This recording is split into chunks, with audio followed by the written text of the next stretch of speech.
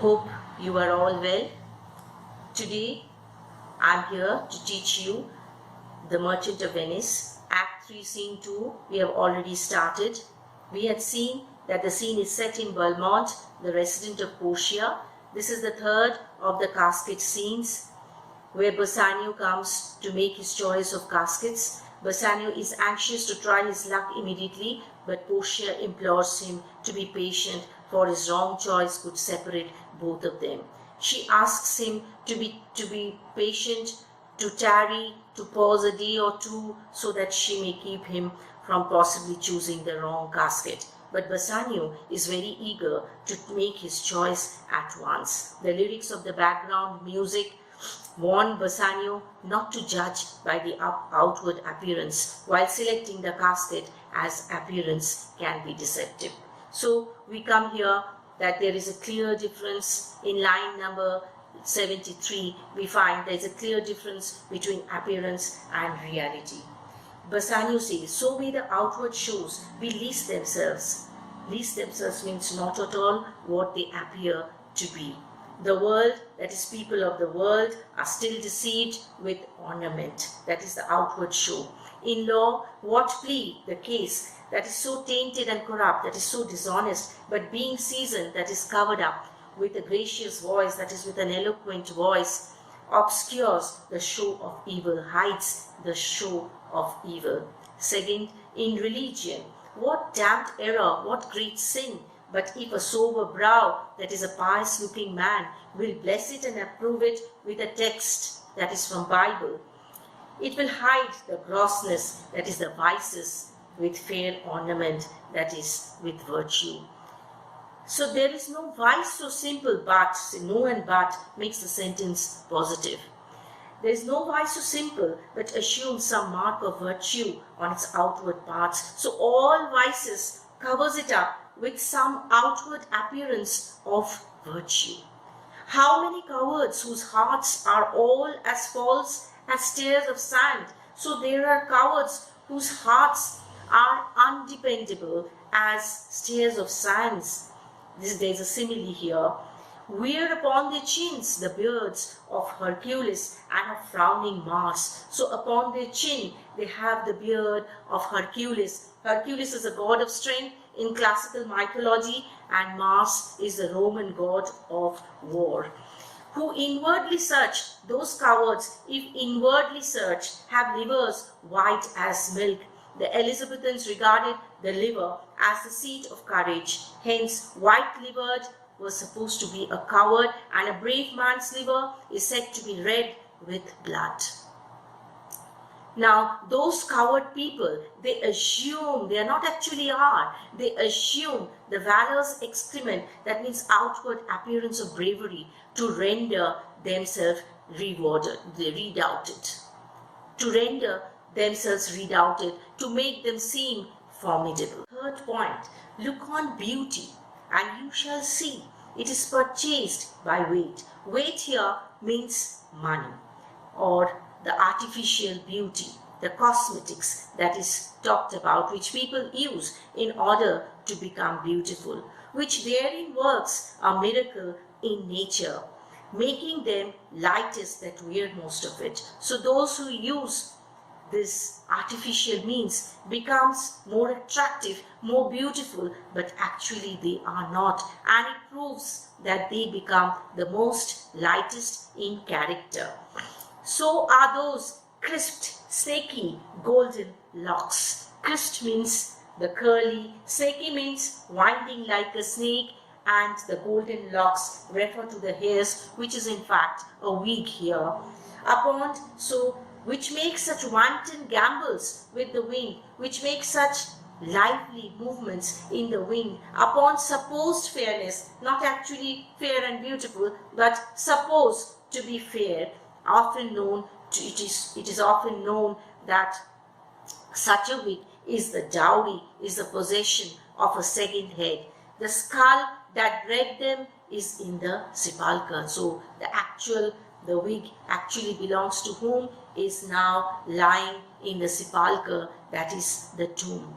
So what is ornament? Ornament is but a guiled show. Ornament is just the treacherous shore which leads man to the most dangerous sea, that is to the most perilous ocean.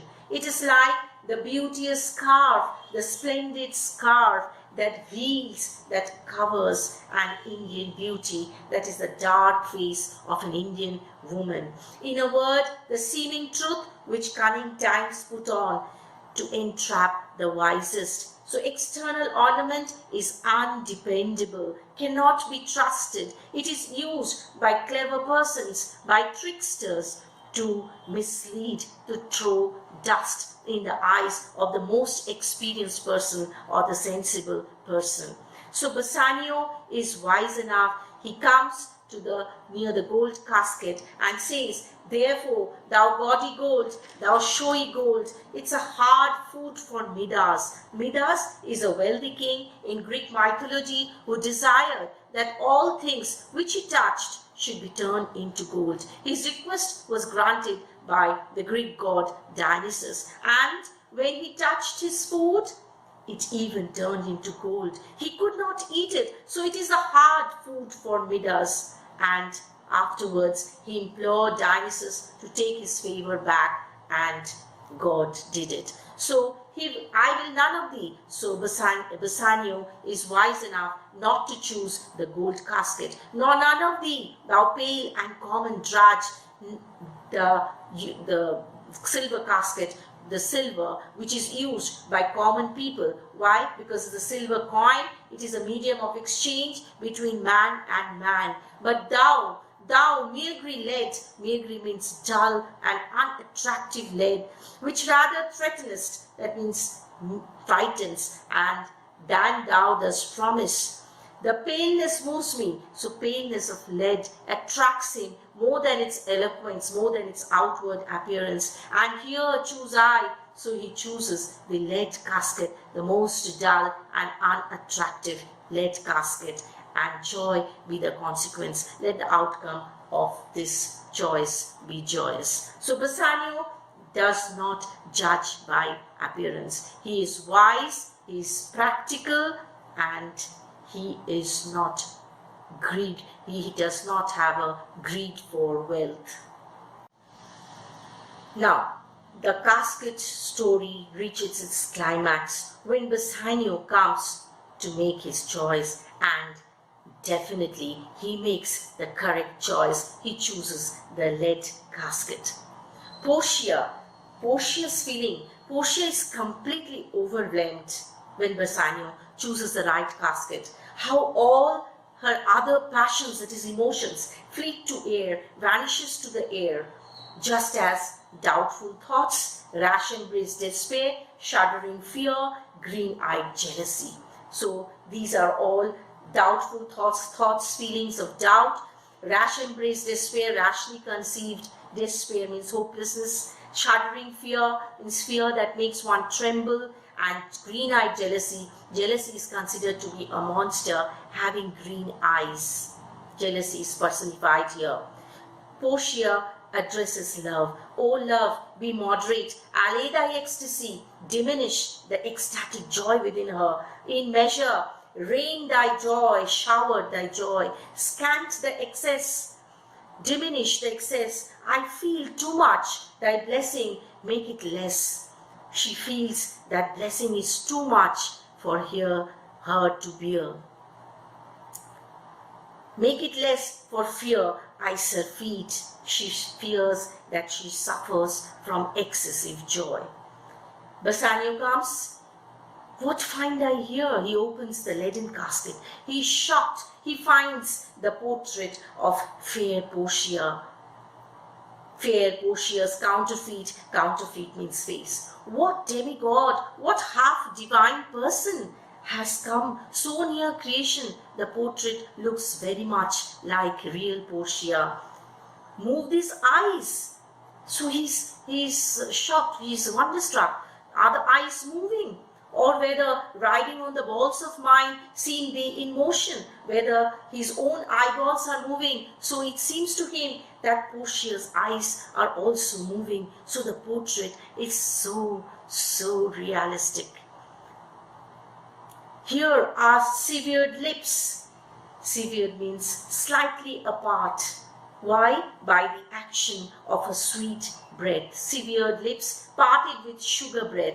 So sweet a bar should sunder such sweet friends. So it is such a sweet barrier, partition, to separate two such sweet friends.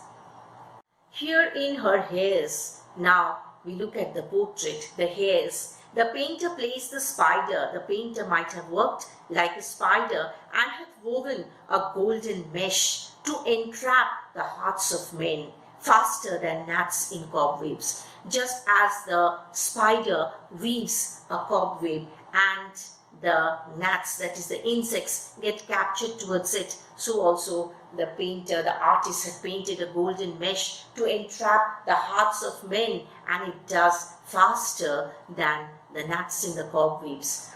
But her eyes, how could he see to them?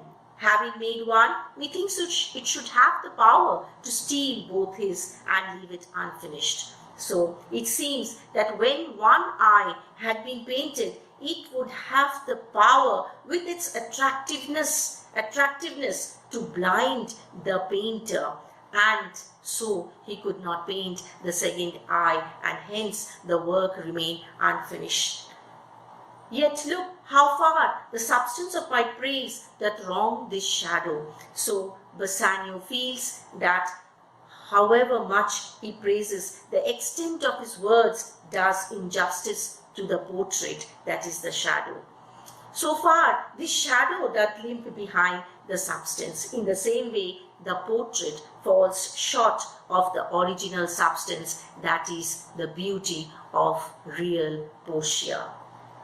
Now, here is a scroll. He reads the continent and summary of my fortune reads, you that choose not by the view, but by the outward appearance. Chance has fair, so he is fortunate, and chooses true, that is, he chooses well. Since this fortune falls on you, as he gains, he is fortunate enough. Be content and seek no new, seek no other fortune. If you be well pleased with this and hold your fortune for your bliss, so it would be some kind of happiness, some kind of blessing. Turn you where your lady is and claim her with a loving kiss. A gentle scroll, fair lady, by your leave, by your permission, Bassanio comes and kisses Portia. I come by note as directed by the writing of the scroll, like one of two contending in a prize. I come to note, to give and to receive. I come as directed by what is written in the scroll, to give and to receive, to give a kiss and to receive a kiss, like one of the two contending in a prize, competing in a prize. He thinks he had done well in people's eyes, that is, in people's estimation. He hears applause and universal shout, the shouts of people, the shouts of approval from everyone. He becomes giddy in spirit, he is excited, and he is gazing in doubt. He looks around in doubt whether those peals of praises be his or not, whether those applause are for him or not. So thrice fair lady, so triply fair lady, stand I even so? Am I standing here? He asks, as doubtful whether what I see be true. He is still doubtful as whatever he sees be true or not, until it is confirmed, signed, that is vouched for, and ratified, that is approved by you, that is approved by Portia. So we find here that Bassanio has come and he's very excited, and he chooses the right casket, but he cannot believe it that he has chosen the right casket and he has won over Portia. But Portia's character, we find that she is a very strong-willed woman. She only loses some of her confidence when Bassanio is about to make the choice of casket.